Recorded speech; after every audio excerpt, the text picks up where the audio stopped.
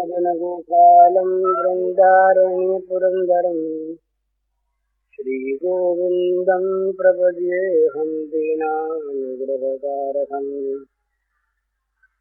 वन्दे मुकुन्दमरविन्ददलायताक्षम् कुन्देन्दुशङ्खदशनं शिशुगोपवेशम् इन्द्रादिदेवगणवन्दितपादपीठम् वृन्दावनालयमहं वसुदेवसूनुम् नवजलधरवरणं चम्पकोद्भासिकरणम् विकसितनलिनाश्रियं विस्फुरन्मन्दहास्यम् कनकरुचिदुकूलं चारुबर्हावचूलं कमपि निखिलसारं नौमि गोपीकुमारम् योषीविभूषितकरान्नवनीयदारात् पीताम्बरादरुणबिम्बफलाधरोष्ठात् पूर्वेन्दुसुन्दरमुखादरविन्दनेत्रात् कृष्णात् परं किमपि तत्त्वमहं न जाने। श्रीहरि।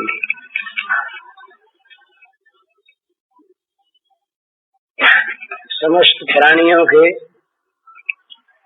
रूप में अभिव्यक्त भगवान के नाते आप सबके चरणों में मेरे नमस्कार।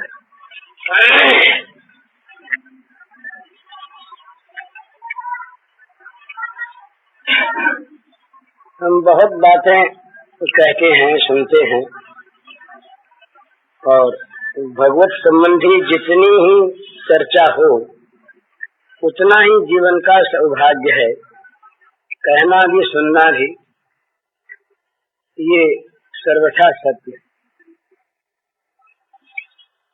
साधक का जीवन कुछ पृथक सा होता है। जो अपने कुछ करना चाहता है और करने में लगता है, उसका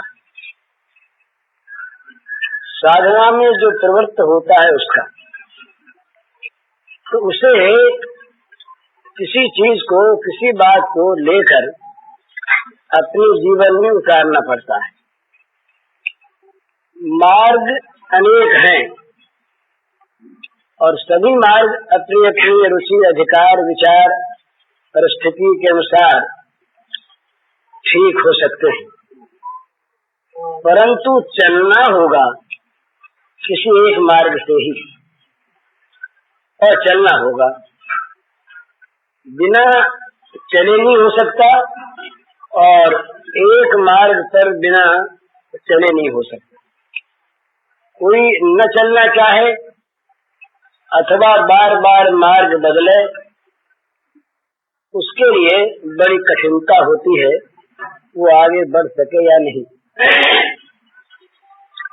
तो जो मार्ग जिसको अच्छा लगे, जिसको जिस पर प्रीति हो, जिसको जो रुचिकर हो, उस मार्ग पर चलना शुरू कर दे, ये बड़ी आवश्यक बात है। यूं भगवत चर्चा निरंतर सुनता रहे, कहता रहे, पढ़ता रहे,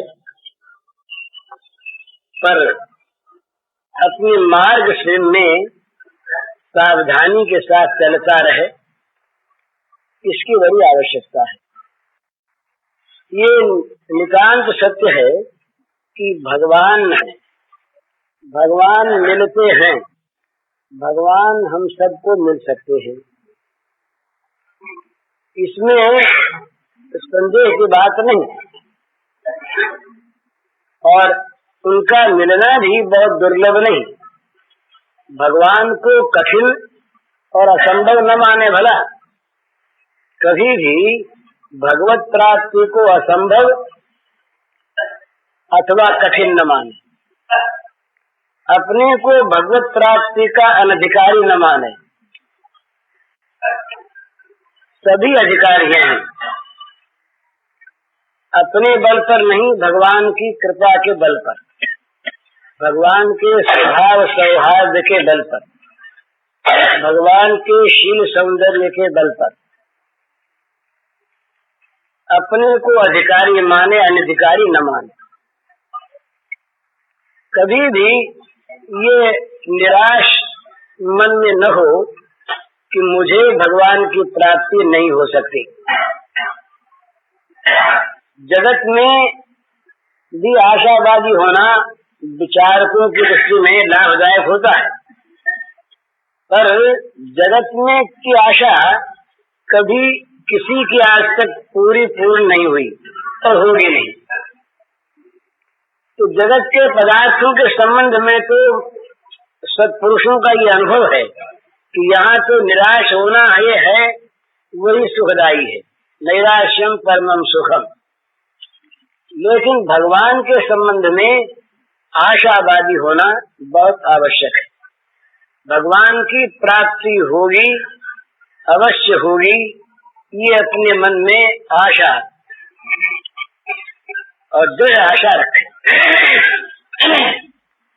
और जल्दी प्राप्त करने का साधन कोई बाहर का नहीं है। जिसको प्राप्त करने की जल्दी हो उसको जल्दी मिल सकते हैं। प्राप्त करने में जिसको देर सहन होती हो, अभी आवश्यकता नहीं हो, उसके लिए देर हो सकती है। ये तो आवश्यकता की चाह की वस्तु है। जहाँ चाह प्रबल हुई और वो अनिवार्य आवश्यकता के रूप में प्रकट हो गई, बस भगवान का प्रागट्य वही हो जाता है। ये सहज बात है। लेकिन अपने मन में ये ऐसी उत्कट चाह होनी चाहिए कि उसके बिना रहा न जाए, उसके बिना काम न चले। जब तक काम चलता है तब तक हमारा काम चलता है, तब तक उनका काम भी चलता है। जब हमारा काम नहीं चलेगा उनके बिना, तो उनका काम नहीं चलेगा हमारे बिना, चाहे हम अत्यंत नगण्य ही हों, हम तुच्छ हों, हम उनके किसी काम के न हों, परंतु जब उनके बिना हमारा काम न चलेगा तो उनका काम भी हमारे बिना न चलेगा। ऐसी बात मानकर आगे बढ़ना चाहिए। और एक बात बहुत ही ध्यान में रखने की है कि जीवन का उद्देश्य जो है ना, इसमें व्यभिचारी भाव नहीं होना चाहिए। वो एक ही चीज, एक ही भगवान प्राप्त करने योग्य वस्तु रह जानी चाहिए।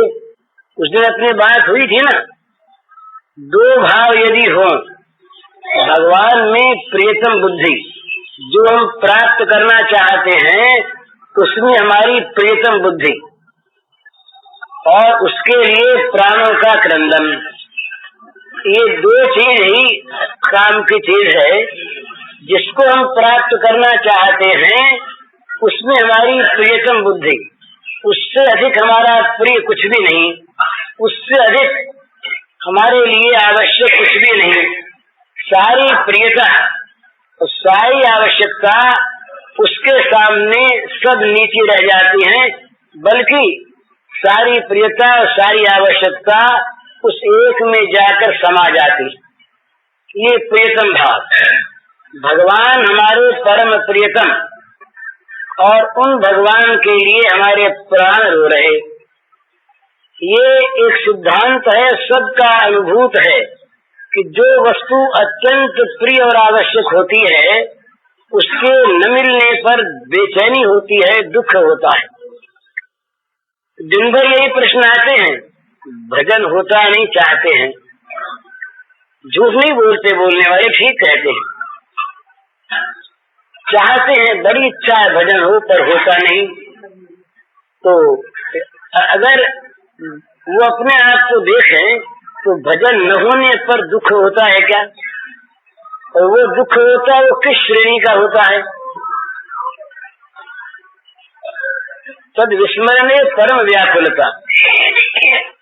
मछली के जीवन की बात भजन करने वालों के सामने रहनी चाहिए। यदि वो जल से क्षण भर के लिए विलग कर दी जाए तो उसके प्राण छटपटाने लगते हैं, वो सहन नहीं कर सकती। आंख मूंद कर मर जाती है। इसी प्रकार जिसके प्राणों में अकुलाहट पैदा हो जाए तो क्या भूल हो सकती है? तो जिस वस्तु में हमारी अत्यंत प्रिय और आवश्यक बुद्धि होती है उसके न मिलने पर हमें बड़ा दुख होता है, ये नियम है। और अगर नहीं होता, हम देखते हैं मुकदमा हो कोर्ट में और हम टाइम पर जाना भूल जाए, भूलेंगे नहीं, कभी नहीं भूलेंगे महाराज।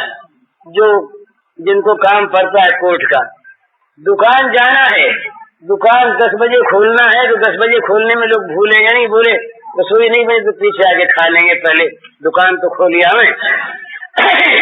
तो ये जो नितांत आवश्यक कार्य होता है उसमें भूल नहीं होती, और जितनी दूसरी चीजें हैं वो अपने आप गौण हो जाती। ये तो काम होना ही चाहिए, दूसरा चाहे न हो, अभी ये होना ही चाहिए। ये मुख्य बुद्धि अपने आप रहती है, वो भूल नहीं होने देती। और यदि कहीं भूल हो जाए तो इतनी चिंता लग जाती है कि हाय हाय आज क्या हो गया, बड़ी परेशानी हो गई, आज तो हमारा काम नहीं बना। जब ये बुद्धि होती है उस कार्य में तो बेचैनी सहन नहीं होती, बड़ी बेचैनी होती है। मैंने वो उनकी डायरी देखी थी, गांधी जी की, बड़ी सुंदर बात कालेलकर जी की लिखी हुई। तो वो कहीं पहले की बात है, कहीं दक्षिण में गए थे। दक्षिण में गए तो वहाँ कोई एक जगह स्थान पर उनको जाना था, शाम को पहुंचना था, और वहाँ चरखे काटने वाली बहनों का कोई एक आयोजन था, उसमें उनको पहुंचना था। लेकिन किसी कारण से देर हो गई, पहुंचना था शाम को 6 बजे और पहुंचे 9 बजे रात। तो सीधे वो डेरे पर न जा करके सीधे जहाँ वो आयोजन था वहाँ पहुंच गए, और वहाँ जाकर उस काम में लग गए। वो जब आयोजन वो संपन्न हो गया तो वहाँ से लौट करके आए, सो गए। सवेरे जब वो उठे 4 बजे 6 बजे उठते थे, उठते उनको बड़ी बेचैनी मालूम हुई। तो बेचैनी मालूम हुई, कारण क्या है? तो याद आ गई कि रात को प्रार्थना नहीं है, प्रार्थना करना भूल गए। उनके साथ दो थे, एक महादेव भाई देसाई थे और एक कालेलकर थे। उन्होंने उनसे पूछा कि भाई रात प्रार्थना नहीं हुई, तुम लोगों ने की? तो कालेलकर ने कहा कि हमको भी नींद आ गई थी बाप। महादेव भाई ने कहा कि नींद तो आई, पर जब हम जागे हमने प्रार्थना कर ली। तो बड़े बेचैन गांधी जी, उन्होंने कहा कि मेरा जीवन रह कैसे गया, और जीवन रहना क्यों चाहिए जहाँ प्रार्थना में भूल हो गई। बड़े बेचैन, मानो कोई चीज खो गई हो, उनकी जीवन की कोई मूल्यवान वस्तु कहीं खो गई हो, ऐसी बेचैनी उनमें हो गई। तो भला वो प्रार्थना कैसे भूलें? जिसका जीवन न पाने पर उस वस्तु के बेचैन हो जाता है। नारद जी ने इसको कहा, तद विस्मरणे परम व्याकुलता। भगवान की विस्मृति क्षण भर के लिए हो जाए तो परम व्याकुलता हो जाए, प्राण न माने महाराज, प्राण न माने याद किए बिना। तो ऐसी अवस्था होने पर भजन अपने आप होता है, भजन करना नहीं पड़ता। तो भजन की और भगवान की आवश्यकता हमारे हृदय में जागे, ये सबसे पहली बात है। जब तक आवश्यकता नहीं जागती तब तक हमारा जो भजन होता है या प्राप्त करने की जो भी साधना होती है वो गौण रूप से होती है। उसमें कई दूसरे कारण आ जाते हैं, और यद्यपि वो होना अच्छा है, उसके होते होते ही वो परिपक्व होकर और वो रुचि के रूप में, अति के रूप में, आवश्यकता के रूप में, प्रियता के रूप में भी परिणत हो सकती है। परंतु जब तक वैसा नहीं होता तब तक उसके अंदर ऊपरी भाव रहता है। ऊपरी भाव में हम भूल जाएं। आप लोगों में से कौन कैसे, मुझे ठीक किसी के हृदय का नहीं पता, परंतु ऐसे लोग कम जरूर होंगे कि जिनके घर का कोई बड़ा प्रिय से प्रिय पदार्थ कहीं खो जाए और एक दिन भगवान का भजन करने का अवसर न मिले तो इन दोनों में बेचैनी कैसी होती है, समान होती है या कम ज्यादा होती है। बल्कि ये होता होगा बहुतों के ये जैसों की बात कि भजन चाहे छूट जाए, अरे एक दिन न किया सही, जरूरी काम है वो तो करना ही है ना। हम कहेंगे वहाँ पर एक भजन एक जरूरी काम, ये दो अंतर कर लीजिए आप। बोले भाई ये बहुत जरूरी काम है आज, और आप तो माला फेरने बैठ गए, तो हम बहुधा ऐसा कह सकते हैं कि भाई कोई बात नहीं, जरूरी काम पहले करना है, भजन तो क्या है पीछे कर लेंगे, कल कर लेंगे। और न हुआ एक दिन तो कौन सी बाबा हानि हो गई, क्या इसमें आफत आ गई कि इसके बिना नहीं चलता, वो तो जरूरी काम अगर न किया जाए तो बड़ी आफत। तो जरूरी काम है वो, भजन जरूरी काम नहीं। भजन भी जरूरी है पर उससे कम जरूरी, भजन भी जरूरी है पर एक दिन भजन न हो तो कोई कुछ गया आया नहीं, न सही। पर जिसके लिए भजन जरूरी है वो उस भजन को छोड़ नहीं सकता, जिसके लिए भजन अत्यंत प्रिय है वो उसे भूल नहीं सकता। वो भुलाने की चेष्टा करे तो भूल नहीं सकता। भजन करना और भजन होना, अंतर श्वास हम लेते हैं, ये क्या याद करने के लिए लेते हैं कि भाई आज इतना श्वास लो, याद करो श्वास को। श्वास न आए तो प्राण घुटने लगते हैं, बेचैनी होती है, आए तो बस प्राण रह रहे हैं। श्वास लिया अपने आप आता है, लिया नहीं जाता। इसी प्रकार भजन के साथ तादात्म्य हो जाए जीवन का, ये तो भजन असली। और उसके पहले कम से कम भजन की हमारे मन में आवश्यकता पैदा हो जाए, भगवान की आवश्यकता पैदा हो जाए। तब आज 10-5 सज्जनों से, माताओं से बात हुई, उस सबका एक ही उत्तर है, ये उस समय मैं पूरा नहीं बोल सका। एक ही उत्तर है कि भजन की आवश्यकता हम अपने जीवन में पैदा कर लें, भगवान की प्रियता और आवश्यकता हम अपने जीवन में पैदा कर लें तो भजन फिर छूटेगा नहीं। बल्कि कई बार ऐसा शायद हो अवसर कि जब आपको आवश्यकता महसूस हो कि आज तो भजन जरा कम करें तो अच्छा, पर आपका जीवन कहेगा कि इसके बिना तो मैं रहूंगा नहीं। ऐसी बात वो श्री राधिका जी से, उनकी तो बड़ी ऊंची बात, पर आदर्श ऊंचा होना चाहिए। सखियों ने कहा कि तुम उसे भूल क्यों नहीं जाती भला, जो इतना छलिया है, जो इस प्रकार से और छोड़ गया, उसको भूल जाओ, क्यों दुख पाती। तो वो बोली कि मैं क्या जानबूझकर याद थोड़ी करती हूँ, माला थोड़ी जपती हूँ मेरे प्राण नहीं मानते स्मरण किए बिना। वो तो प्राणों का प्राण हो गया है, उसकी स्मृति मेरे प्राणों से निकलती नहीं, भूल जाऊं तो कैसे। भूलना चाहती हूँ भूल जाऊं, पर भूल पाती जो नहीं। अब भला वहाँ कैसे भूल हो, वहाँ भजन कैसे छूटे। और भगवान के स्वभाव की बात हम लोग यदि जान लें, शबरी ने चाहा कि भगवान हमारे कुटिया पर पधारे, तो वो भगवान न मालूम कब से उस शबरी के मन की जान गए। शबरी ढूंढने नहीं गई, शबरी की कुटिया को ढूंढने के लिए, शबरी की कुटिया पर आने के लिए भगवान, उनके वन में आने के जो अनेक कारण, उसमें एक कारण ये भी कि शबरी की कुटिया पर जाना है। और वहाँ जंगल में ढूंढते हुए, खोजते हुए, कौन शबरी का नाम जानता था, कहाँ उनके विज्ञापन लगे हुए थे, कौन कौन सी उसकी विज्ञप्ति थी कि बड़ी भारी भजन करने वाली कोई है, नाम कुछ नहीं। वो तो शबरी को इसलिए हम जान गए कि राम गए, अगर राम न गए होते उसके तो शबरी बेचारी को जानता कौन। पर राम उसकी कुटिया पर पहुँचे, इसलिए अब शबरी का नाम कोई नहीं जानता। भिलनी इसीलिए कहते हैं, शायद कोई कहते हैं ब्राह्मणी थी, होगी तपस्विनी थी, पर शबर भील को कहते हैं, इसलिए वो शबरी भिलनी कहलाने लगी। पता नहीं उसका क्या नाम था। तो पर वो क्यों हो गई प्रसिद्ध शबरी, न मालूम कितने भक्तों ने भगवान को भजा होगा, हम नहीं जानते। आज न मालूम यहाँ इनमें बैठे लोगों में न मालूम कौन कितने ऊंचे प्रेमी होंगे, हमें क्या पता है। उन्होंने कोई विज्ञापन थोड़ी लगा रखा है अपना। तो सबरी के घर पर भगवान पहुंचे ढूंढते हुए। भक्तमाल की कथा आती है बड़ी सुंदर।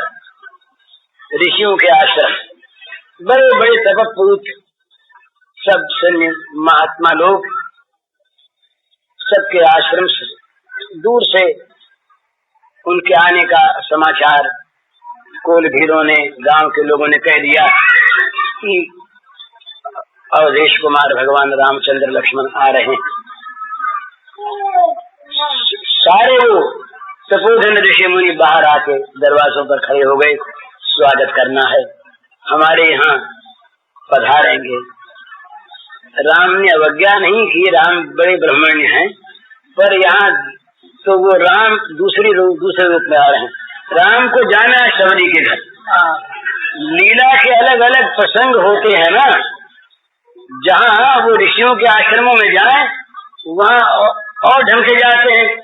आज तो जैसे सबरी उतावली हो रही है वहाँ पर, वो जहाँ पल पल में वो राम के आगमन की प्रतीक्षा में व्याकुल है, वो बार बार अपनी कुटिया से बाहर निकल कर झांक कर जाती है। आए क्या राघवेंद्र आए, भगवान राम आए, जरा सी आहट पाती है, उठ खड़ी होती है, प्राण उसके वो स्पंदन करने लगते हैं। आ गए होंगे, कैसे बोलूंगी, उनके सामने खड़ी कैसे होंगी। अधमति अधम अधमत नारी, चिन्मय में मचनंद गंवारी, ऐसी मैं नीच, वो उनके सामने जाऊंगी कैसे, हाथ जोड़ूंगी कैसे। न मालूम क्या क्या भाव तरंगे उसके हृदय में उद्वेलित होती हैं, बार बार चौका लगाती हैं। कोई आसन सोने का स्वर्ण सिंहासन थोड़ी था उसके पास, गरीब की कुटिया, गरीब की, जिससे कोई नहीं बोलता, कोई नहीं बोलना चाहता, जिसको सब अस्पृश्य मानकर दूर हटा देते हैं, उसकी कुटिया पर भगवान आएंगे। तो बार बार बाहर आती है झाड़ू लेकर के, कहीं कोई कांटा न रह गया हो, कहीं कोई कुछ न लग जाए, दूर दूर तक बुहार बुहार कराती हैं, जिनमें न मालूम कई बार चौकी पर वो गोबर लीपती है। अरे ये तो सूख गया, कड़ा हो गया होगा, कैसे बैठेंगे। ये सारी चीजें वहाँ राम के हृदय में प्रतिबिंबित हो रही। ये छाया राम के हृदय में आ रही। राम व्याकुल आने के लिए ऋषि मुनियों की ओर ताकते नहीं, महाराज सबरी का आश्रम कहाँ है। अब ये नहीं पूछते कि आप कौन है, कहाँ है, आप मजे में है ना। कोई दिखा, अजी महाराज जी, पंडित जी महाराज, वो सबरी कहाँ रहती है। सब चकित हो गए सुन करके। अरे हमारी ओर ताकते नहीं, हमको देखते नहीं, हमको पूछते नहीं, और उस बुढ़िया की बात पूछते हैं जो बिल्कुल तुच्छ है, धन्यता है।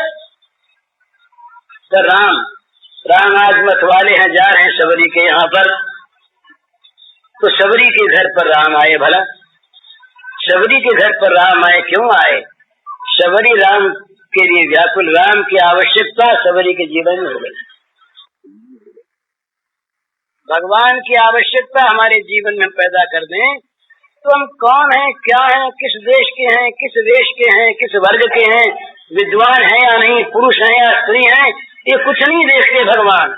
वो देखते हैं हमारे जीवन के अंतर की आवश्यकता को, ये चाहता है या नहीं, इसके प्राण मेरे लिए क्रंदन कर रहे हैं या नहीं, इसकी दृष्टि में मेरे सिवा कोई और भी बड़ी चीज है क्या।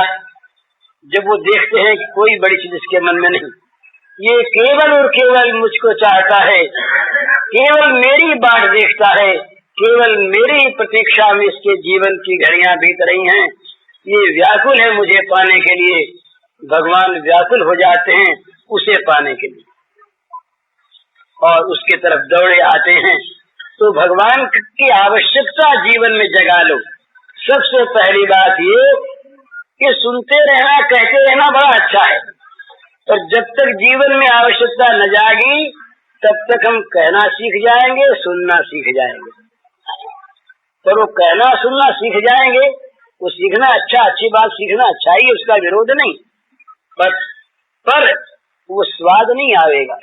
भोजन की बात करने से पेट नहीं भरता, इसी प्रकार भगवान का मिलन हुए बिना, भगवान के नाम का रस आए बिना काम बनता नहीं।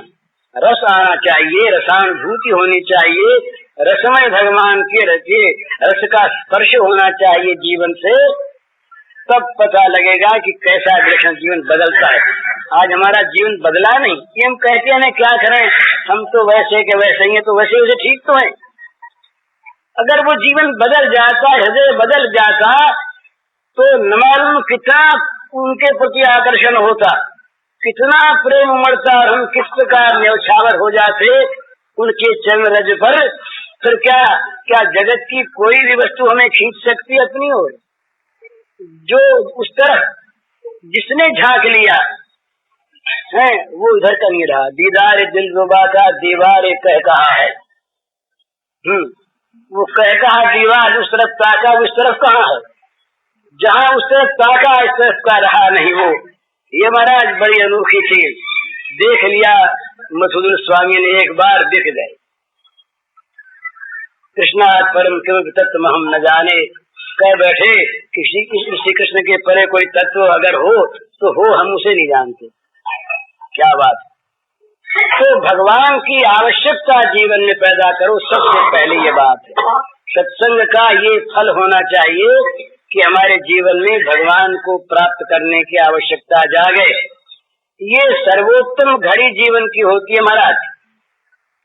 साधना फिर अपने आप होगी जब हमारे हृदयों में बच्चों को प्रारंभ से ही माँ बाप की क्रिया देखकर रुपए की महत्ता का पता लगने लगता है।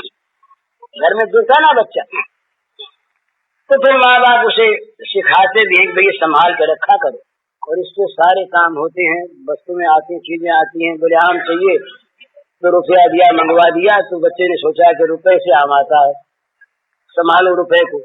तो होते होते जब बच्चे के जीवन में थोड़ा बड़ा होने पर रुपए की आवश्यकता जब पैदा हो जाती है, तब क्या उसे ये कहना पड़ता है कि तुम रुपए की आवश्यकता पैदा करो? वो स्वयं ढूंढता है कि कौन सा काम करें कि रुपए ज्यादा आवे। साधना की प्रवृत्ति कब होगी? जब साध्य की आवश्यकता पैदा हो जाएगी। ये नियम है भला। हजार सुनते रहे हम, भगवान बड़े अच्छे, हमारे जीवन में जरूरत ही पैदा नहीं हुई तो सुनने में कहीं भले ही आंख में आंसू आ जाए, तो सुनने में कहीं भले हर्ष हो जाए, पर जब तक जीवन में जरूरत नहीं पैदा होगी तब तक हम बोले तो सुन जाए, बड़ा अच्छा सुना, बड़ा अच्छा आनंद आया, पर अब घर का काम करना, अब काम में जो लगना है ना, अब कल फिर सुनेंगे, परसों फिर सुनेंगे, पर काम में लगना है, तो इसकी जरूरत नहीं पैदा हुई। तो जीवन में जरूरत पैदा जिसके हो जाए भगवान की, जब हो जाए वो घड़ी जीवन में परिवर्तन ला देने वाला वो क्षण, ये सबसे बड़े महत्व का क्षण है। इसके बाद वो आवश्यकता अपने आप साधना को ढूंढेगी। बोले भाई जल की प्यास लगी, अब जल की प्यास लगी तो जल का अनुसंधान अपने आप प्रारंभ हो जाएगा।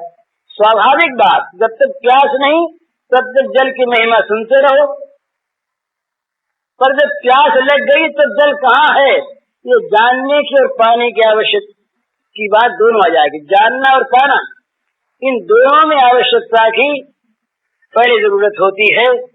कहाँ मिलेगा और मिलना चाहिए, मिल जाएगा। इस प्रकार आवश्यकता पैदा होने पर बात होती है। तो साधना कौन सी करनी है ये पीछे देखो।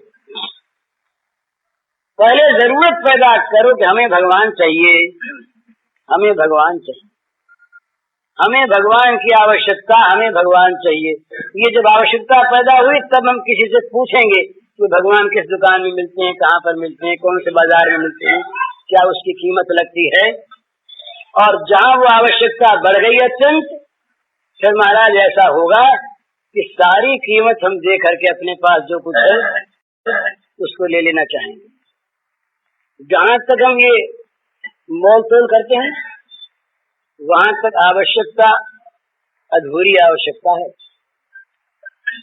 भाई किफायत से ले लें, ये जो व्यापारीपन है किफायत सारी देखने का, ये बताता है कि वो जीवन की आवश्यकता की वस्तु है। सस्ते मिली तो ले लेंगे, वो ठगा न जान। और वहाँ तो सारा ठगाना ही ठगाना है, क्योंकि वहाँ ठग नहीं है। कौन सी कीमत हमारे पास ऐसी है जो देकर हम भगवान को बदले में खरीद लें? खरीद सकते नहीं। तो जो देंगे हम चाहेंगे कि हम सोचेंगे कि सस्ते में मिले भगवान, इससे सस्ते में और मिल नहीं सकते, हमने दिया क्या? तो उस समय हमें कोई भी कीमत भारी नहीं मालूम होगी। हम चाहेंगे कि सब कुछ दे करके वो मिल जाए और जल्दी मिल जाए, तो बस हमारा बड़ा सौभाग्य। तो भगवान में प्रियतम भाव हो, भगवान की आवश्यकता हृदय में जागे और भगवान के लिए प्राण हमारे रो उठें। एक होता है प्राणों का क्रंदन, प्राणों की रुलाई, और एक होती है लोग दिखाओ रुलाई।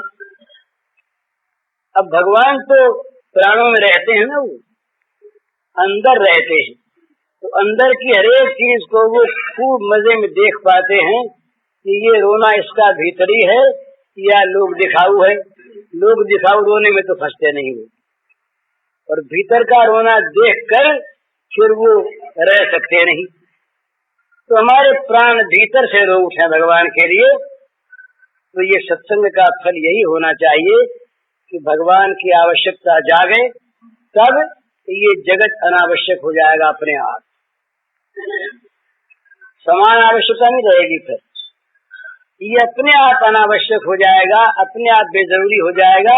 उतना ही रहेगा जो उस आवश्यकता की पूर्ति में सहायता दे सके, जो उसके काम आ सके।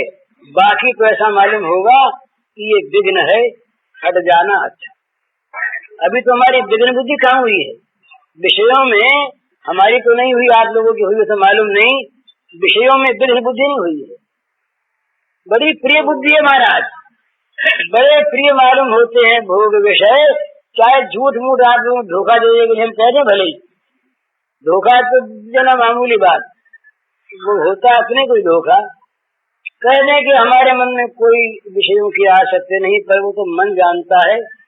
जहाँ प्रियता है, जहाँ उनके प्रति मन ललचाता है, जहाँ दूसरों के भोगों को देखकर मन में आता है हाय हाय हम तो ऐसा नहीं, वहाँ हमारी आसक्ति प्रत्यक्ष बनी हुई है। विघ्न रूप कहाँ दसते हैं? अष्टावक्र ने कहा विषयान विषवत त्यज, विषयों को छोड़ो विष के समान। विष बुद्धि तो दूर रही, हमारी तो जरा भी अपूर्व बुद्धि भी नहीं है। हम तो विघ्नों को बुलाते हैं, जहर को अपने अंदर घर में लाते हैं। सत हसी पिए तो विषय विष मांगी। तुलसीदास जी कहते हैं कि मूर्ख विषय रूपी जहर को मांग मांग कर पीता है।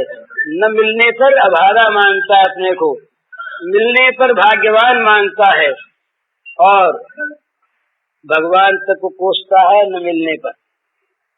भगवान ने न्याय नहीं किया, हमको दिया नहीं, और न्याय और क्या न्याय नहीं दिया। हम भगवान को अन्यायी कब कहते हैं? केवल एक बात पर, हमारे मन की चीज भगवान ने नहीं देता।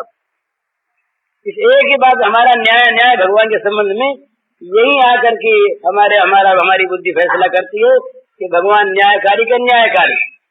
हमारे मन की नहीं की तो अन्यायकारी, और हमारे मन की कर दी तो न्याय वाले भगवान। तो इससे ये सिद्ध होता है कि हमारा मन विषयों में अत्यंत आसक्त है। भोगासक्ति हमारे जीवन का स्वरूप बनी हुई, और भगवान में हमारे जीवन की रति नहीं, भगवान की आवश्यकता नहीं। भगवान को प्राप्त करने के लिए हमारे प्राण रोते नहीं। तो साधक जो है उसकी तभी साधना सिद्ध होती है, और तभी साधना आगे बढ़ती है जब साध्य के लिए उसके प्राणों में व्याकुलता आ जाती है। साध्य को प्राप्त करना ही उसके जीवन का जीवन होता है। तब वो द्वारा जो कुछ होता है तो सारा का सारा साधन होता है, असाधन नहीं होता, क्योंकि वो तो उसे प्राप्त करना चाहता है और वो ही आगे बढ़ता है। और उसको आगे बढ़ाने वाले सारे दूसरे सहायक साधन प्राप्त होते रहते हैं, और उसका भजन फिर ऐसा चलता है विलक्षण को कहने जाता नहीं। ये भजन का जहाँ विज्ञापन होता है ना, वहाँ विषयाशक्ति काम करती है। लोग जाने, लोग तारीफ करें, लोग अच्छा बतावें कि ये भजन करने वाले, और लोग अच्छा न बतावें तो फिर हमने भजन करके किया ही क्या। अरे भजन भी किया, लोगों ने जाना भी नहीं हमारे भजन को, तो भजन व्यर्थ गया नहीं। तो लोगों को जनाने के लिए हम जब भजन का विज्ञापन करते हैं तो भगवान हंसते हैं कि भाई हमको तो चाहता नहीं, ये तो चाहता है भजन के द्वारा भी बड़ाई ही, भजन के द्वारा भी ये अपना इस जड़ पिंड का पूजन ही चाहता है। तो भगवान हंसते हैं कि देखो भाई असली भजन होने दो तब हम आएंगे। तो भजन में आसक्ति होनी चाहिए, भजन में आसक्ति, भजन में चित्त फंस जाए। आसक्ति माने फसावट, आसक्ति माने फसावट, अटैचमेंट, फंस गया चित्त। तो फंस गया तो निकले कैसे। ये प्रेमी लोग जो होते हैं ना, इनमें यही तो अद्भुत कारण होता है कि उनका मन भगवान में फंस जाता है और उनके मन में भगवान आकर के फंस जाते हैं। ये फसावट, हम लोग इस जगत में फंसे हुए हैं ना, ये फसावट जब भगवान में होती है तो एक सिद्धांत है महाराज, वो गांठ जहां लगी ये गांठ खुली, ये दोनों गांठ साथ नहीं रहेगी।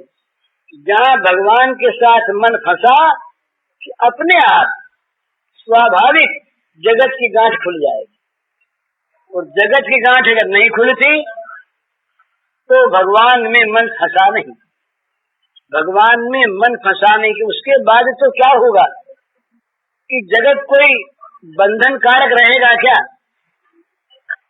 फिर ये संसार के पदार्थ खींचेंगे क्या, रोक रखेंगे क्या, नहीं रोक रख सकते।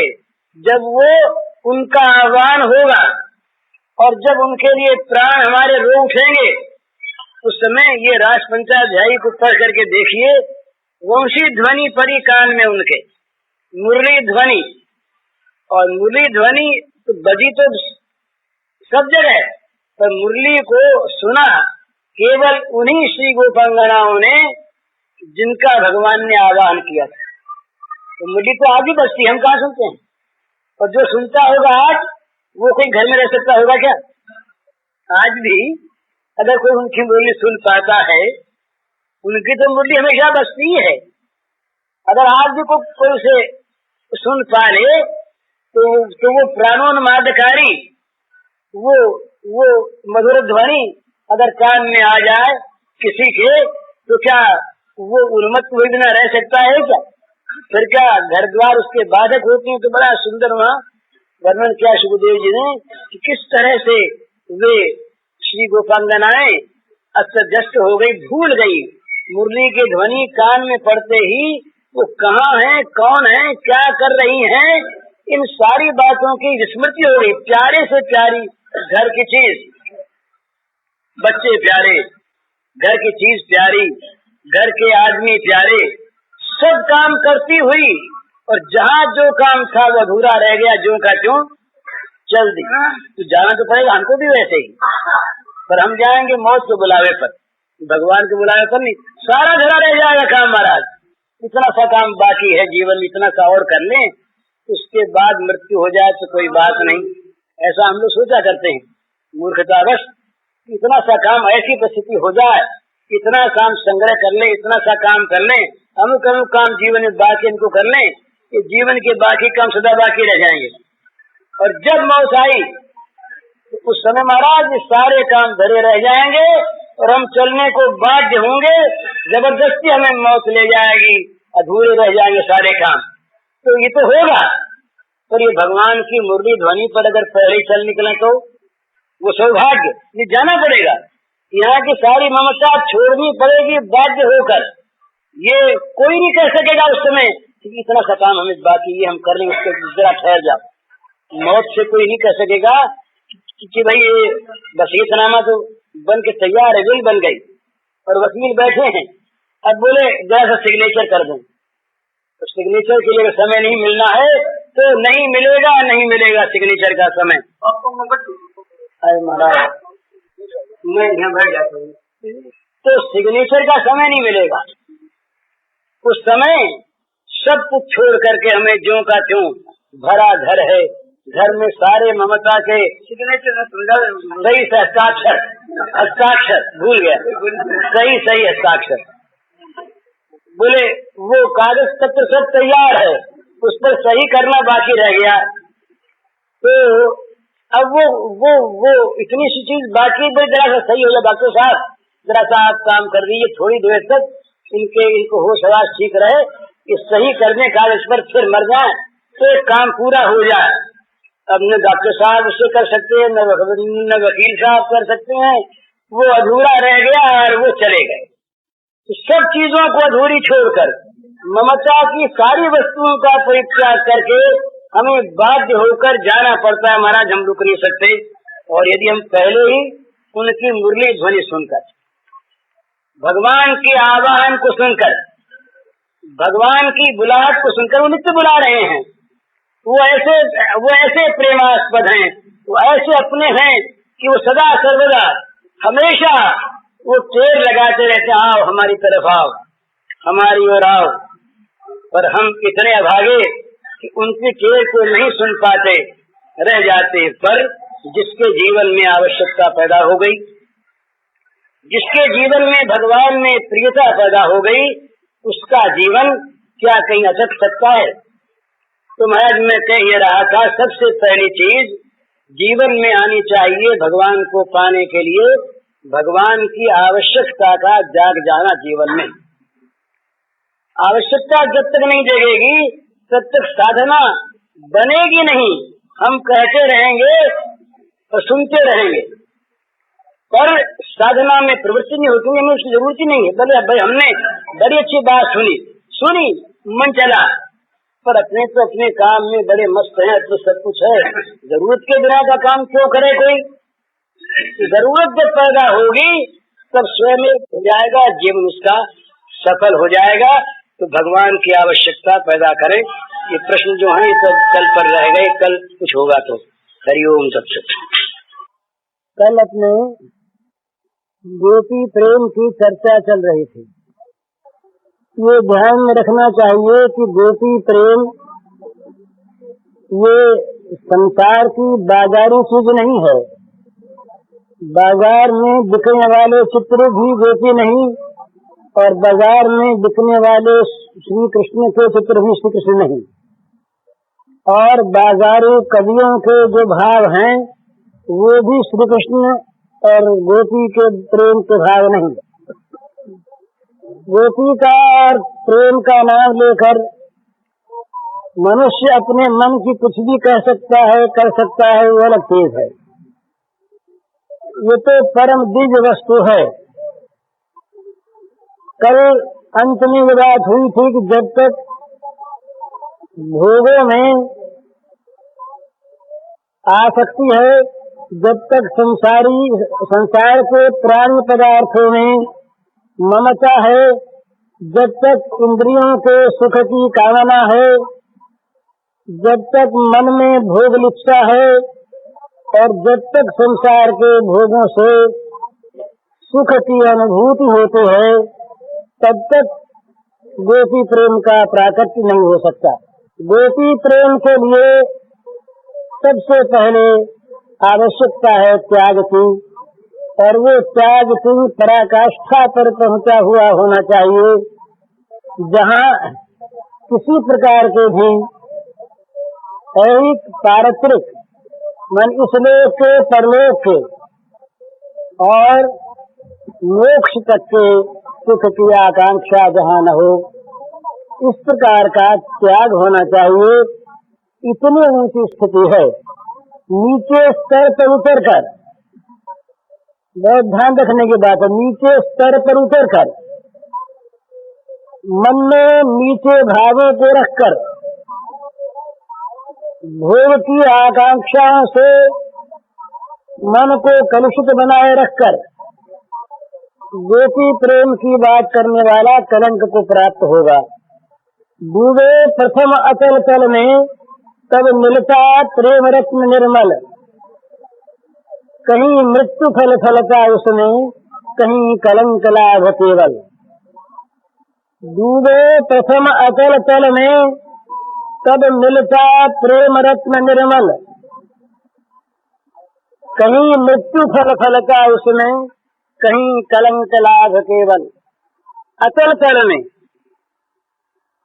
एकदम गहराई में जब मनुष्य डूब जाता है, अर्थात वृत्तियां सर्वथा अंतर्मुखी हो जाती हैं, जगत के बाहरी विचार और बाहरी भोगों से चित्त उपरत हो जाता है,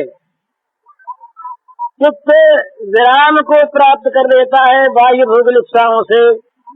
तब निर्मल प्रेम की प्राप्ति होती है, निर्मल प्रेम रत्न मिलता है।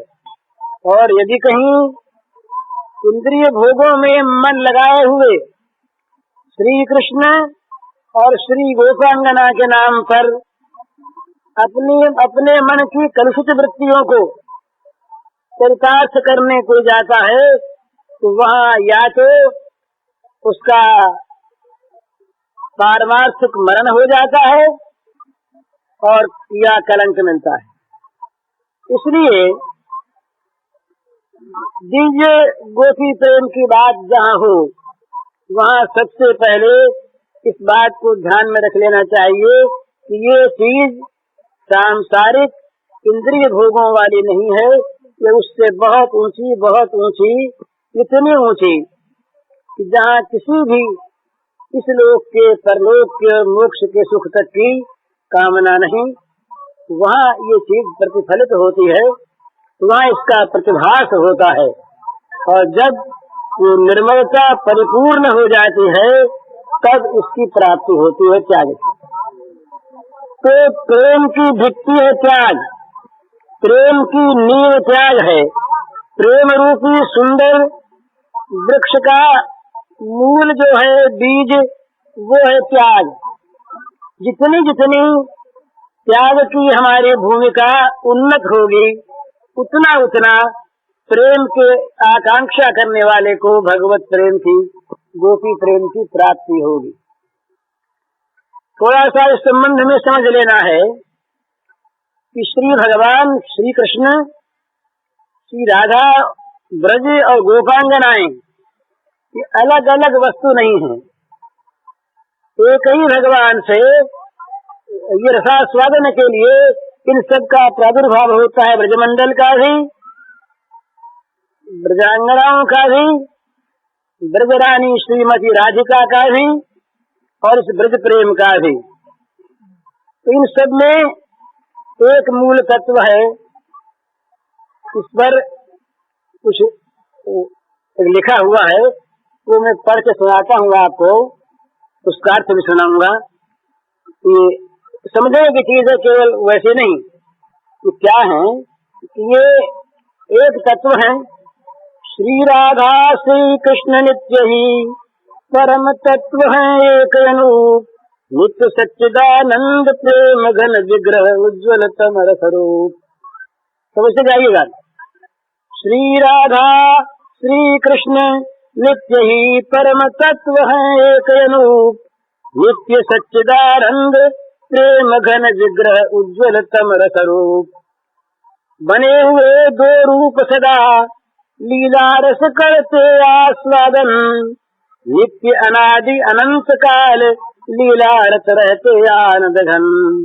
काय व्यूह रूपा राधा की है अनंत गोपिका ललाम, इनके द्वारा लीला रस आस्वादन करते श्यामा श्याम। कृष्ण राधिका गोपी जन तीनों का लीला में संयोग, एक तत्व ही तीन रूप बन करते लीला रस संभोग। परम तत्व श्री कृष्ण नित्य है अनुत्तम सतचित आनंद घन, सत संजय चित चिति आह्लादनी है आनंद शक्ति रस घन। लाजनी स्वयं राधिका संजनी बनी नित्य श्री वृंदावन, बनी योग माया चित करती रस लीला का आयोजन। ये ब्रज तत्व है भला। राधा स्वयं बनी है ब्रज में गोप रमणीयाति अभिराम, लीला रस में क्षेत्र पात्र बन यूं लीला रत श्यामा श्याम। ये जरा समझने का विषय है। श्री कृष्ण और श्री राधा ये दोनों नित्य एक अनुपम परम तत्व हैं। ये नित्य सच्चिदानंद घन है और ये प्रेम घन विग्रह हैं। माने वो सत्य भी है, चित्त भी है, आनंद भी है, परंतु सच्चिदानंद घन ही केवल नहीं है, उसके साथ साथ दिव्य प्रेम रस मानो घनीभूत होकर इस तत्व में मिला हुआ है। ये उज्ज्वलतम जो रस है प्रेम, उस प्रेम के सच्चिदानंद घन रूप घन विग्रह हैं। यूं ये दो बने हुए लीला रस में रहते हैं नित्य नित्य, सदा सदा, अंत काल अनादिकाल। इनकी लीला में कभी विराम हुआ नहीं, कभी होगा नहीं। तो श्री कृष्ण, राधिका, गोपी, इन तीन का लीला में संयोग है। एक ही तत्व तीन रूप बनता है, तब ये लीला सांग होती है। श्री कृष्ण नित्य हैं, सच्चिदानंद घन है, उनकी तीन शक्तियां हैं। जरा सा तात्विक रूप कुछ आप लोग जान लें, कुछ समझ लें। तीन इनकी शक्तियां हैं। एक संधिनी है जो सत है, वो संधिनी शक्ति है। चित्त है, चित्त शक्ति है। और जो आनंद है वो लाजिनी शक्ति है। तो लाजिनी शक्ति तो स्वयं राधिका बनती है और संधिनी जो है ये वृंदावन बनी हुई है। वृंदावन जो है ये भगवान की संधिनी शक्ति है। और जो योग माया है, जो सारे लीलाओं का आयोजन करती है, योग माया में उपासिता है, ये भगवान की चित्त शक्ति है। सारे लीलाओं का आयोजन करने वाली चित्त शक्ति, जिस व्रज में लीला होती है वो संधिनी शक्ति, और जो श्री राधिका लीला की मुख्य पात्रा है वो भगवान की लाजिनी शक्ति। और वही लाजिनी शक्ति स्वयं राधा ये अपने ही अंदर से अनंत गोपियों का प्रादुर्भाव करती हैं। और वे गोपियां काव्यूरूपा श्री राधा जी की ये प्रेम रसास्वादन में राधा कृष्ण की सेवा में तल्लीन रहती है। ये श्री गोपांगनाओं का काम है श्री राधा श्री श्यामा श्याम के ये लीला का आयोजन करना। और संधिनी शक्ति है, ये क्षेत्र बनी है। और ये गोपिकाएं पात्र बनी हैं। इस प्रकार ये नित्य लीला चलती रहती है। ये है ये तात्विक रूप। अब इन गोपिकाओं की साधना का इनका स्वरूप क्या है, ध्यान से सुनिएगा। काम गंध से शून्य सर्वथा, निज सुख की इच्छा से हीन, कृष्ण सुखेच्छा ही जीवन है, नित्य कृष्ण सुख दर्शन लीन। गोपी का क्या स्वरूप है? काम गंध से शून्य सर्वथा। गोपी के मन में इस लोक परलोक और मोक्ष किसी वस्तु की जरा सी भी कामना का गंध नहीं है। काम गंध से शून्य सर्वथा, निज सुख की इच्छा से हीन। हमको सुख प्राप्त हो श्याम सुंदर के द्वारा, इस इच्छा से सर्वथा रहित हैं। कृष्ण सुखेच्छा ही जीवन है, नित्य कृष्ण सुख दर्शन लीन। उनका जीवन है क्या? हमारे द्वारा श्री कृष्ण सुखी होते रहें, ये उनका जीवन है। और वो दिन भर करती क्या है? करती हैं श्री कृष्ण के सुख को देखती रहती हैं। उनका और कोई दर्शन नहीं है। उनकी सारी फिलॉसफी यहाँ समाप्त हो जाती है। कृष्ण प्रेम रस सार विनिर्मित है उनका अति दिव्य शरीर, नव नव कृष्ण सुखाभिलाष को से रहता उनका चित्त अधीर। जरा गोपी के हृदय को देखिए, ध्यान से देखिए, उनका शरीर कहाँ से बना है? श्री कृष्ण के प्रेम रस सार से, श्री कृष्ण के प्रेम के रस का जो सार है उस सार से बना है उनका दिव्य देह। ये गोपी देह है, पंचभौतिक नहीं। और उनका चित्त जो है ये शांत नहीं है, योगियों में शांत होगा। उनका चित्त अत्यंत अशांत है, अत्यंत अधीर है। इस बात को लेकर नई नई श्री कृष्ण को सुख पहुंचाने की इच्छा उन्हें अधीर करती रहती है। भोग की इच्छा नहीं, वैकुंठ की इच्छा नहीं, दिव्य लोकों की इच्छा नहीं, संसार के मान सम्मान तो पूरे करके जिनकी तो बात ही नहीं। क्या इच्छा है? श्री कृष्ण को अभी किसी बात से सुख पहुंचा तो नई इच्छा पैदा हो गई, यो सुख पहुंचा और सुख पहुंचे, उनको और सुख मिले, उनको और सुख मिले। श्री कृष्ण के नए नए सुख की अभिलाषा से उनका चित्त नित्य अधीर रहता है। ये उनके चित्त की अशांति है। यदि श्री कृष्ण सुखी हो तो अति दुख उन्हें हो अति सुख रूप, दुखो दधि में रहकर भी वे सुख का अनुभव करें अनूप। उन्हें यदि दुखों के समुद्र में निमग्न रहना पड़े, उनको यदि दुखों के समुद्र में डाल दिया जाए, समुद्र में भला मामूली दुख नहीं, दुखो दधि, दुख के समुद्र में उन्हें डाल दिया जाए, चारों तरफ दुख ही दुख हो, पर यदि उनको जान पड़े इसमें हमारे प्रियतम श्री कृष्ण का सुख है, तो दुखो दधि में रहकर भी वे सुख का अनुभव करें अनूप। अनुपम सुख का अनुभव करती हैं, ये उनके हृदय का भाव है। तो भी निज सुख वांछा लेश न करते न उनके, मन में तन कन काम विकार।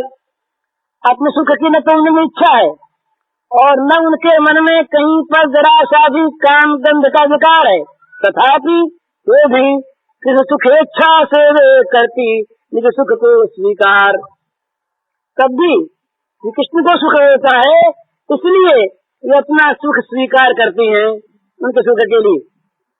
सुख उपभोग काल में भी वे नहीं भूलती प्रिय सुख काम, इसीलिए वे निज सुख में नित रहती अनासक्त निष्काम। जिस समय में उनको सुख का उपभोग हो रहा होता है, उस समय भी वो प्रियतम के सुख को नहीं भूलती, उनके सुख के लिए अपना सुख स्वीकार करती हैं और इसीलिए वे अपने सुख में नित्य निष्काम है, नित्य अनासक्त है। उनकी अनासक्ति वैराग्य से नहीं होती, उनकी निष्कामता भोगों में दुख देखकर नहीं होती। उनकी सारी कामना और उनकी सारी आसक्ति श्री कृष्ण के सुख में जाकर के तल्लीन हो गई है। श्री कृष्ण का सुख ही उनकी आसक्ति, वही उनकी कामना, वही उनका स्वरूप। गमन आगमन शरण जागरण वस्त्राभूषण तन श्रृंगार। यदि श्री कृष्ण सभी कृष्ण सुख हेतु प्रेम रस पूर्ण नित्य आहार विहार। उनका जाना, उनका कहीं आना, उनका जागना, उनका सोना, उनका कपड़े पहनना, उनका श्रृंगार करना, उनका आहार विहार करना, खाना पीना। गीता में भगवान कहते हैं यत करोषि यदश्नासि जज्जुहोष ददासयत जब तपस्या कवंतो पुरुष मदर्पणम। तुम जो करो, जो खाओ, जो यज्ञ दान तप करो, सब में अर्पण करो, अर्पण करो ये सब करके। पर यहाँ अर्पण करने की बात ही नहीं है, यहाँ तो सारा सब समर्पित है पहले से, तदर्पिता अखिलाचार्यता। यहाँ तो वो कपड़े पहनती हैं उनके सुख के लिए, भोजन करती हैं उनके सुख के लिए, सोती है उनके सुख के लिए, श्रृंगार करती है उनके सुख के लिए, जाती आदि उनके सुख के लिए। उसके सिवा उनका कोई भी उद्देश्य, कोई लक्ष्य नहीं। यदि श्री कृष्ण सुखी होते हों, एक और दूसरी चीज सुन करके दूसरा भाव न समझिएगा, भय न करिएगा। यदि श्री कृष्ण उनको क्रोध में देख सुखी होते हों, उनके मान से प्रसन्न होते हों, उनके मद से प्रसन्न होते हों, तो वह इनके स्वीकार करने में आपत्ति नहीं। यदि श्री कृष्ण सुखी होते हों, उनमें देख क्रोध मदमान, तो वे उल्लास सहित करती है क्रोध महामदमान। वो सुखी होते हो गुस्सा कर सुखी होंगी, उनको गुस्सा नहीं आता, पर गुस्से को स्वीकार कर लेंगी वे श्री कृष्ण के सुख के लिए। श्री कृष्ण अगर चाहेंगे कि वे मान करके बैठ जाए तो हम सुखी हों, वो मान कर लेंगी, वो मद कर लेंगी। यदि श्री कृष्ण सुखी होते हो उनमें देख क्रोध मदमान, तो वे अति उल्लास सहित करती है क्रोध महामदमान। और यदि ऐसा भगवान देखते हो श्री कृष्ण ये रूस जाए हम सुखी हों, ये कई जबान कहे तुम सुखी हो, तिरस्कार है तुम सुखी हो, तो ये करने में उनका आपत्ति नहीं। रूठ बैठती परुष बोलती करती तिरस्कार अपमान, लोक वेद से कभी न डरती यदि सुख पाते श्री भगवान। रूठ बैठती परुष बोलती करती तिरस्कार अपमान, लोक वेद से कभी न डरती यदि सुख पाते प्रिय भगवान। है आसक्ति कृष्ण सुख में अति, है मन अमित कृष्ण सुख काम, कृष्ण सुख चाहित जीवन है परम पवित्र दिव्य सुख धाम। उनमें आसक्ति का नाश नहीं है, पर उनकी सारी आसक्ति श्री कृष्ण के सुख में है। जगत के भोगों में कहीं आसक्ति नहीं, किसी लोक पर लोक में आसक्ति नहीं, किसी प्राणी पदार्थ में आसक्ति नहीं, किसी दिव्य धाम में आसक्ति नहीं, किसी दुख से मुक्ति में आसक्ति नहीं। उनकी आसक्ति है श्री कृष्ण के सुख में। उनको किसी वस्तु की कामना नहीं, पर उनके मन में अपरिमित कामना भरी है, ये कृष्ण सुखी होते रहे। अपरिमित काम अमित काम है उनके मन में। उनका जीवन श्री कृष्ण सुखेच्छामय है, इसलिए परम पवित्र है, दिव्य है, परमानंद का धाम है।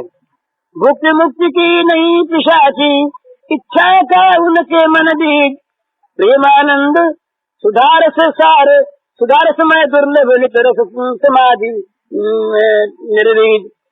निर्वीज समाधि होती है, उसमें संसार का बीज नहीं होता, यहाँ बीज नहीं है।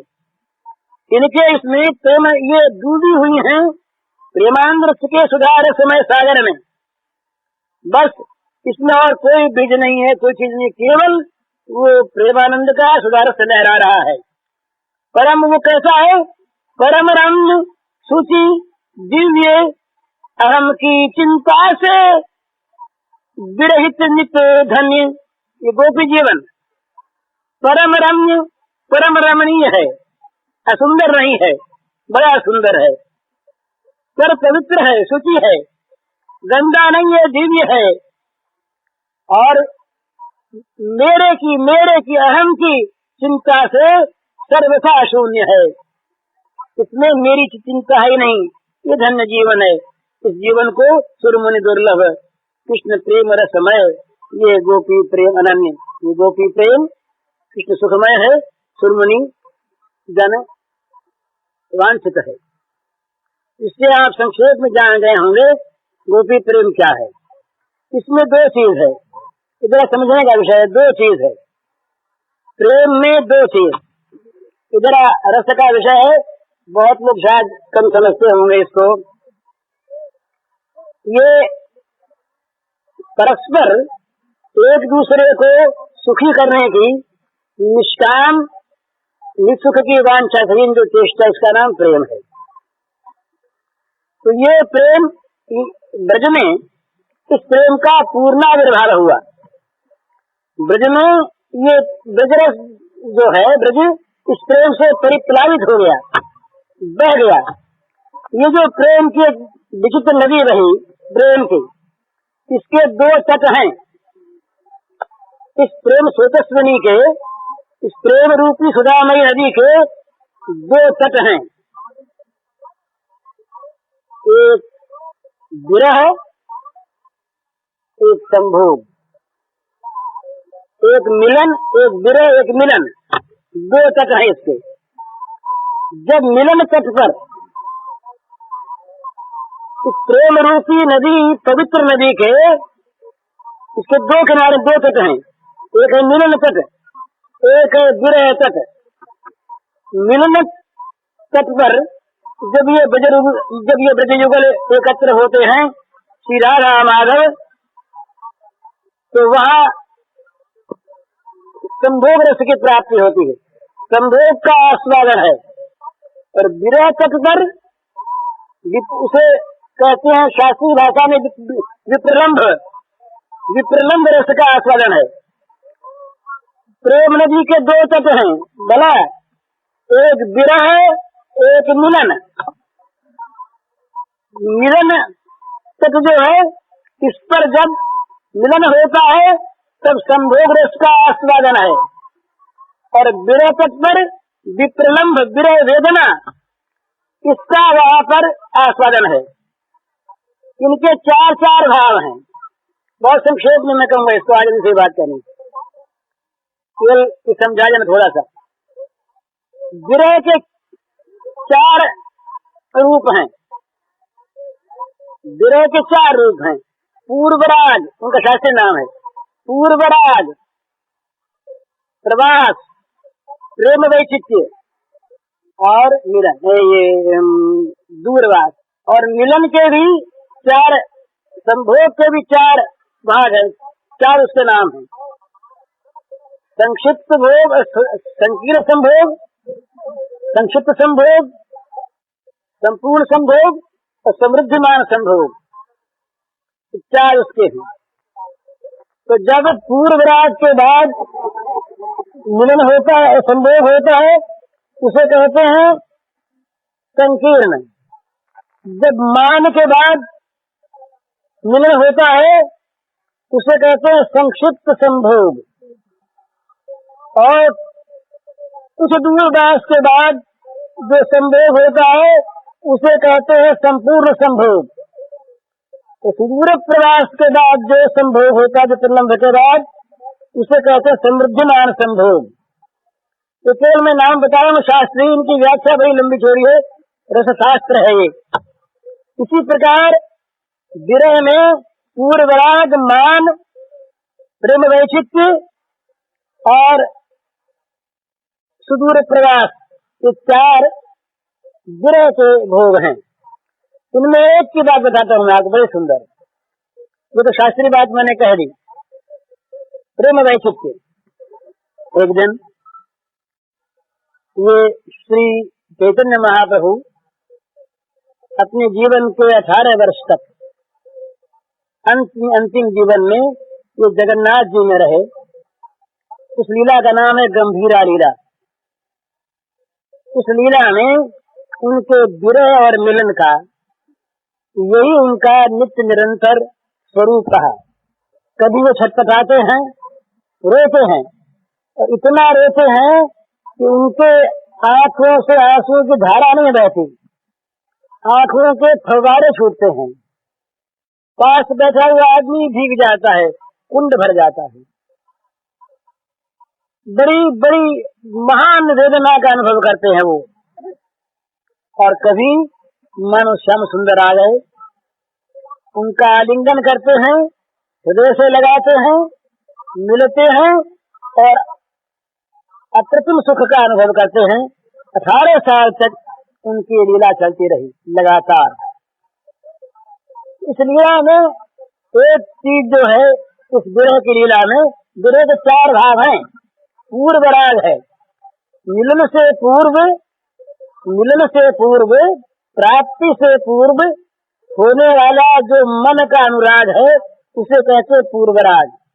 मिले नहीं हैं भगवान, अभी तक मिले नहीं, प्रेमास्पद का मिलन हुआ नहीं, किंतु उनमें राग हो गया, उनमें आसक्ति हो गई। जैसे किसी लड़की की सगाई हो जाए, उसने पति को देखा नहीं, सुना, घर वालों से सुना, सुन करके जैसे उनमें राग हो जाए और उससे मिलन की इच्छा जागृत हो जाए बहुत मन में, इसे कहते हैं पूर्वराग।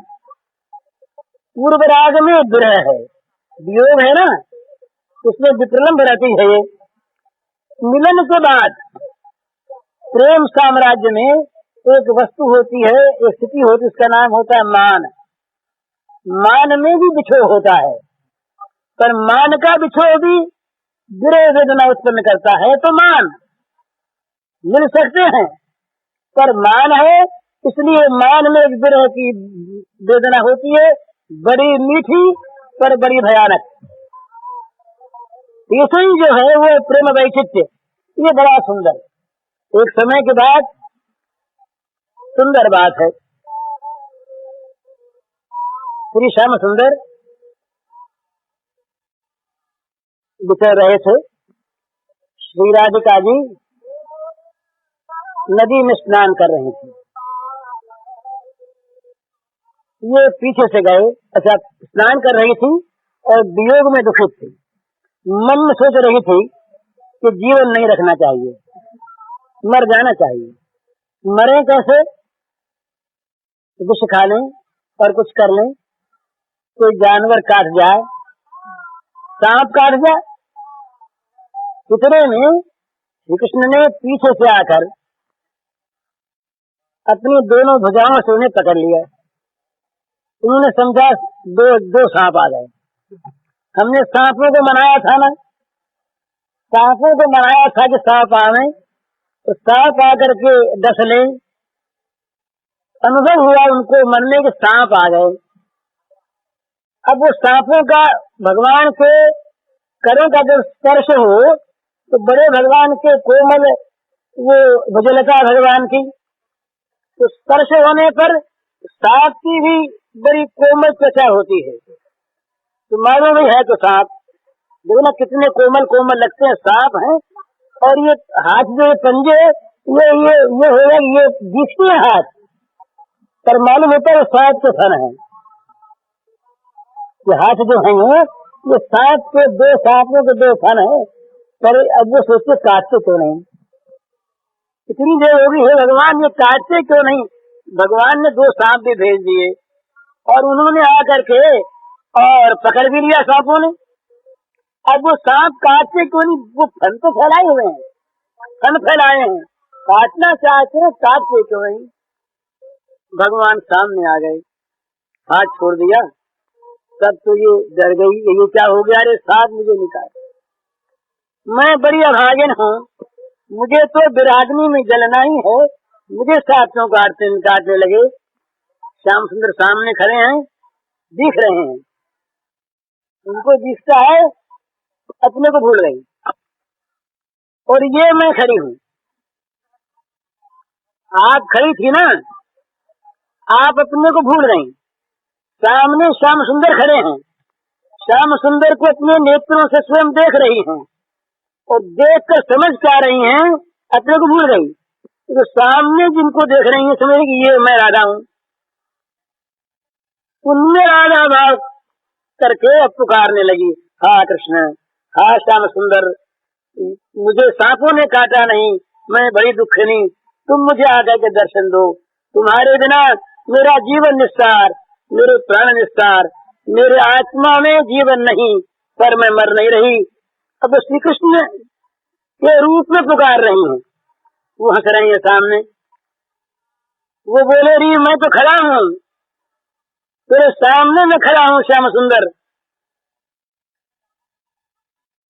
तो देखती क्या है, श्याम सुंदर से तो देखती है कि नाना ये तो छल है, ये तो छल से श्याम सुंदर कहा, ये तो मैं हूँ, सुंदर कहा, ये तो जो ये था इसको भूल गई, इसमें सिद्ध हो गई मन से, सिद्ध होकर के उसने मन से, और ये सोचती हैं, ये सुन करके सोचती हैं कि ये मुझसे कुछ छल कर रहा है, वो तो आई नहीं, वो तो है ही नहीं, वो तो न मालूम क्यों आएंगे मेरे पास, मैं उनके द्वारा छली गई, ये मुझे तो छल रहा है। इसका नाम है प्रेम वैचित्र्य, शास्त्रीय भाषा। इसका अर्थ क्या है कि समीप है, पास है, अपने हाथ में है और भूले हुए हैं। ये वेदांत की भाषा में आता है, वेदांत की भाषा में आत्मा नित्य हृदय में है, सबको प्राप्त है, नित्य प्राप्त है, परमात्मा को भूले हुए हैं। तो हमारा तो ये अज्ञान है, हम तो अज्ञान में आत्मविस्मृत हैं, अज्ञान में अपने नित्य आत्म स्वरूप को भूले हुए हैं। सर्वेश्वरी वो प्रांगनाएं, श्री राधा रानी अज्ञान में नहीं है, वो प्रेम में इतनी तल्लीन होकर के अपने आप को भूल गई हैं। जब मैं था तब हरि नहीं, अब हरि है मैं नाही। प्रेम गलिए किसा करी, ता में दो न समाए।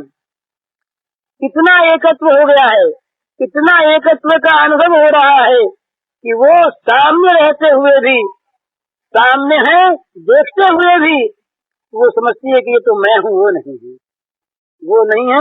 इसे कहते हैं इसमें विरह होता है।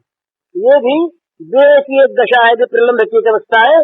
प्राप्त होने पर भी, प्राप्त रहने पर भी गोद में सोए हैं।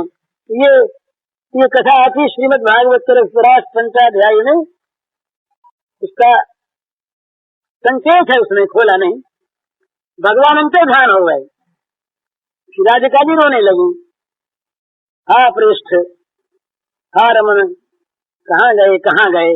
उस समय क्या था, वहीं थे, उनकी गोद में वो सोई हुई थी, परंतु वो भूल गईं। उन्हें दिखा कि वो तो चले गए कहीं। जब गोपिकाएं आई तो छोड़कर अंतर्धान हो गए, पहले थे।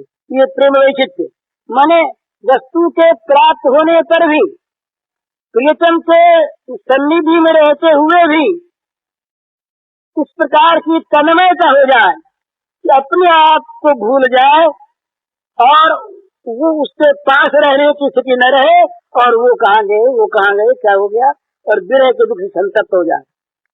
तो पास रहने पर संतप्त हो, ये होता है। ध्यान में जब ऐसी चीज होती है, सामने खड़े हो गए, नहीं दिखे, ध्रुव जी के सामने खड़े नारायण, ध्रुव के मन में नारायण, ध्रुव नहीं जागते, भगवान मन से हटे, ध्रुव जाकर हुए जागे, पर नहीं देखा ध्रुव ने भगवान को बाहर। तो मतलब कहने का क्या है, ये प्रेम की एक ऐसी अवस्था होती है जिसे कहते हैं प्रेम वैचित्र्य। इस प्रेम वैचित्र्य की अवस्था में वो पास रहने पर नहीं देखते, ये भी एक विरह का रूप है। इसके बाद प्रवास एक विरह का रूप है। तो चार तरह के विरह और चार प्रकार के संभोग ये गोपी प्रेम में है, ये सब में है। जहाँ भी आप दिव्य प्रेम के राज्य में जाएंगे, वहाँ पर इस प्रकार की अनुभूति आपको होगी। तो दिखेगा वो, सुनेगा वो, सुनेंगे आप उसको, स्पर्श करेंगे आप उसका। ये बड़ी विचित्र अवस्था होती है जिसमें सब और भगवान के दर्शन होते हैं, सब घुसा देते। एक बार की बात, जो गोपी प्रातः काल का समय, बड़ी सुंदर लीला, प्रातः काल का समय पूजा उजा करके उठी, रसोई बनाने लगी। रसोई बनाने को बैठी, चूल्हे में हाथ जलाई, इतने में वो तो ध्यान गया ना, सुनाई दी भगवान की मधुर मुरली बज रही है। मुरली बज रही है भगवान की, बजाइए वो बस्ती हो ना बस्ती हो, उसको मुरली सुनाई दी भगवान की, मानो भगवान खड़े हैं सामने। दिख गए और मुरली धुनी सुनाई दी। इधर क्या हुआ, आज में ध्यान में रहा नहीं, आ गई बुझ। किसने सोचा कि मुरली ने आज बुझा दी मेरी, रसायन अपने हृदय में, सोचा जो मेरे हृदय में वो चूल्हे में भी आया होगा। मेरे हृदय में मुरली ने जिस रस की धारा बहा दी है, धारा कभी रुकती नहीं। मुरली की ध्वनि ने मेरे हृदय में रस की धारा बहा दी, वही धारा सारे जगत में बह गई, वही धारा मेरे चूल्हे में आ गई और मेरी आग बुझ गई। तो लगी उलाहना देने, प्रार्थना करने लगी। मुरहरे रंदन समये मातुर मुरलीरवं मधुरं, मुरहरे रंदन समये मातुर मुरलीरवं मधुरं, नीरस मेघरसतां कृशानुरपिक सतरतां। अरे मुरारी, मैं रसोई बनाया करूं, इतनी देर तो मुझे शांति से रहने दिया करो तुम। मुरहर रंधन समय, रसोई बनाने के समय, माकुर मुरली रवम मधुरम। हे मुरारी, मैं रसोई बना रही हूँ, इस समय तुम मुरली मत बजाओ। माकुर मुरली रवम, मुरली रवम माकुर, मुरली की ध्वनि मत करो तुम इस समय। भाई क्या हो गया? नीरस रसता, मेरी सूखी लकड़ियां गीली हो गई। सूखी लकड़ी जो मैंने दी थी चूल्हे मिला करके, ये तेरी मुरली ने रस बहा करके उस लकड़ियों को गीला कर दिया। तो क्या हो गया? तो स्वामी ने कृषि करता, मेरी आग बुझ गई। तो स्वामी जी आग जो थी, आग बुझ गई, मत बजाए इस समय मुरली। अब देखिए, तो कोई बना रही है वही, या दोहने वहनने मथनोपलेप प्रेम खेंख नारुदितो क्षण मार्जनादौ गायन्ति चैन मृतभ्यो कंठो। हरिओम सत्सत।